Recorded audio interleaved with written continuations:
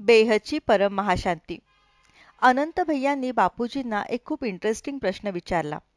ही दुनिया शिवाची रचना आहे. शिवाने हे ब्रह्मांड आणि पृथ्वी बनवली. मग इतके वेगवेगळे धर्म कुठून आले?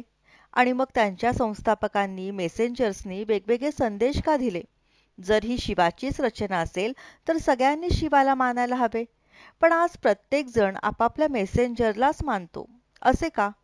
यावर बापूजी सांगतात की हे सर्व धर्म दूरदूरच्या गॅलेक्सी आणि युनिव्हर्समधून आलेल्या आत्म्यांनी निर्माण केले.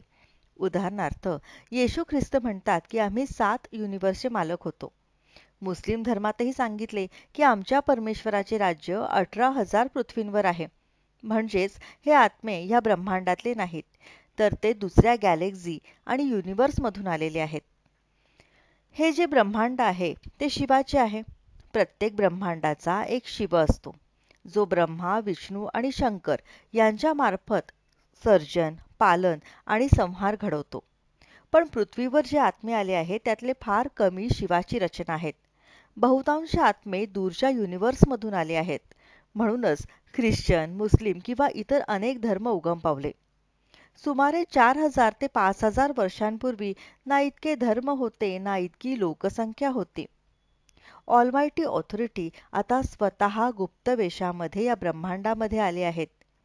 198 कोटी वर्षांपासून ते निराकारी रूपामध्ये कार्यरत आहेत.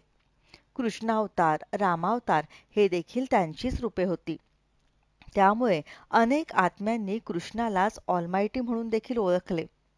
मोहम्मद पैगंबरांनीही सांगितले होते की त्यांच्या जाण्यानंतर 14व्या शतकात खुदा नूर स्वरूपात येईल आणि आत्म्यांना मुक्त करेल. खरं तर प्रत्येक आत्म्यात त्याच्या निर्मात्याची नोंद असते. म्हणूनच ख्रिश्चन आत्मा त्यांच्या क्रिएटरला मानतो, मुस्लिम आत्मा त्यांच्या क्रिएटरला मानतो. म्हणूनच धर्तीवर शिवाची रचना आता सध्या फार कमी आहे.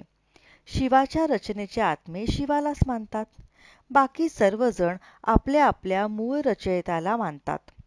आदी सनातन देवी देवता धर्मसुद्धा ग्रेट युनिव्हर्समधून कोट्यावधी वर्षांपूर्वी येथे आला आणि आता पुढील काही दिवसांमध्ये, काही वर्षांमध्ये इथे मल्टिव्हर्समध्ये फार मोठे बदल होणार आहेत. सर्वोच्च परमात्मा म्हणजे ऑलमायटी ऑथॉरिटी वेदांचे विश्वज्ञान देत आहेत आणि हे ज्ञान संपूर्ण मल्टिव्हर्स बदलणार आहेत. बेहदची परम महाशांती.